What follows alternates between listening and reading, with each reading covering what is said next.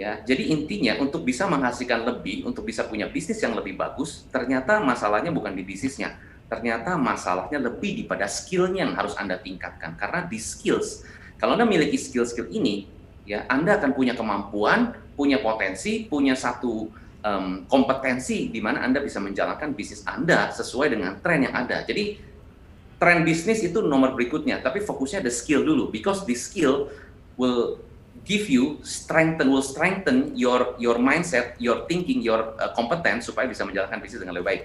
Skill yang pertama adalah persuasive skill. Anda mesti bisa punya skill untuk menginfluence, mempengaruhi orang secara positif. Apapun bisnis Anda jualan sendal jepit, Anda jualan minuman, Anda jualan servis jasa pengajaran online, Anda jualan apa, macam-macam lah. Ya, intinya you have to have the influencing skill. Ya, bagaimana meyakinkan orang melalui TikTok, melalui Instagram, melalui YouTube, macam-macam media bisa kita bisa gunakan apapun. Betul. Offline juga masih bisa ketemu face to face, tapi kita harus punya skill mempengaruhi orang atau persuasive skill. Ya, itu yang harus dimiliki di tahun 2021. Kedua, copywriting. Copywriting juga sama. Ini adalah persuasive skill, ya, skill untuk meyakinkan orang, mempengaruhi orang, tetapi secara tertulis.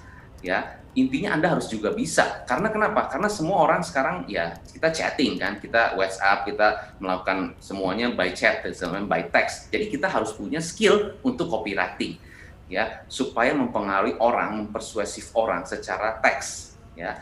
Nomor berikutnya adalah closing skill. Closing skill adalah bagaimana kita membuat orang jadi beli produk saya, mengkonversi dari orang yang nanya-nanya, orang yang mungkin ini bagaimana kalau begini dan sebagainya ya. Mungkin dia tadinya masalahnya belum mau dengan beli produk Anda, tapi Anda yakinkan mereka, Anda closingkan mereka ya, supaya mereka akhirnya beli produk Anda. Yaitu closing skill. Jadi biasanya saya nyebutnya saving skill karena kita sebenarnya bukan closing, kita membantu saving ya, menyelamatkan ya, membantu orang lain ya. Jadi kalau misalnya orang, kenapa kita sebutnya saving atau menyelamatkan? Karena kita sebenarnya selling itu membantu orang mendapatkan apa yang mereka butuhkan. Ya. Jadi saya punya buku judulnya Boost Your Selling Power. Di situ saya benar-benar paparkan bagaimana cara kita selling, tapi kita bukan push, tapi kita justru membantu orang mendapatkan apa yang dia inginkan. Ya, dengan bertanya, you have to have punya skill untuk bertanya. Ya, baru kita akan bisa closing dengan lebih baik. Ya, tapi closing skill adalah skill yang harus dimiliki. Nah, lalu time management skill. Nah ini waktu. Jadi pembagian waktu yang benar-benar organized, rapi, dan teratur ya setiap harinya. Bahkan waktunya dari mulai pagi sampai jam malam mungkin. Nah itu disesuaikan dengan kebutuhan Anda, sesuaikan dengan kehidupan Anda, keseharian Anda. Tentunya kalau Anda mau sukses, Anda mau berhasil mencapai target, waktu Anda gimana aturannya? Ya misalnya mulai dari jam 6 pagi, mau selesainya sampai jam 9 malam. Ya, itu Anda yang atur. Jadi kita harus atur waktu kita di mana. Ya, banyak orang bilang, aduh saya sibuk, nggak punya waktu, saya sibuk, nggak punya, mungkin banyak kerjaan dan sebagainya. Nah, berarti time management-nya kurang tepat, kurang disiplin. Ya, karena time management ini benar-benar hal-hal yang sangat-sangat esensial banget. Ya, harusnya kita punya planning. Makanya banyak bisnis yang kok ternyata strategi marketingnya nggak berhasil, kok ternyata boncos dan sebagainya. Because planningnya kurang tepat atau planningnya kurang matang. Kalau Anda benar-benar planning dan punya waktu untuk memplanningkan, segala sesuatunya akan lebih baik pastinya. Jadi time management skill sangat-sangat penting, ya. Dan di sini juga Anda termasuk membuang waktu-waktu yang mungkin nggak penting, gitu. Di sini penting fokus kepada waktu-waktu yang memang penting dan memang yang harus Anda lakukan, ya. Yang nggak penting Anda buang, ya. Itu dia time management. Terus, nah ini nomor 5 juga penting sekali, multitasking. Jadi banyak orang yang single tasking. Nah 2021 saran saya adalah Anda harus bisa multitasking. Artinya adalah di dalam waktu yang sama Anda bisa mengerjakan beberapa pekerjaan. Contoh, misalnya ini juga saya sharingkan di salah satu video YouTube saya. Saya bilang gini, di dalam waktu 30 menit saya bisa mengerjakan apa saja. Jadi 2020 saya cuma bisa mengerjakan satu pekerjaan, cuma balasin email misalnya gitu, atau cuma ngepost ke ya 3 post lah misalnya, atau 2 post di Instagram dalam waktu 30 menit. Nah, di dalam waktu 30 menit, kalau saya bisa multitasking, artinya saya bisa mengerjakan misalnya posting bisa, balas email bisa, gitu ya, sambil mungkin ngecek analisa beberapa data-data yang masuk. Plus saya juga bisa mendelegasikan tim saya ataupun rekan saya, partner saya juga mereka melakukan kerjaan. Jadi di waktu 30 menit itu kerjaannya dikerjakan oleh saya, juga bisa ada 3 pekerjaan, plus teman saya, partner kerja saya pun mereka melakukan 3 pekerjaan yang berbeda. Bayangkan dalam waktu 30 menit yang sama, 9 pekerjaan dikerjakan dalam waktu yang sama. Ini kan keren banget. Seberapa cepat Anda bisa mendapatkan hasil kalau Anda bisa multitasking.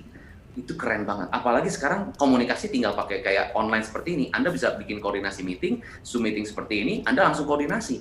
Ya, dan multitasking, dan benar-benar kerjakan hal-hal yang benar-benar bisa kerjakan dengan orang-orang yang berbeda dengan waktu yang sama. Itu keren banget. Ya, makanya bisa cepat. Oke.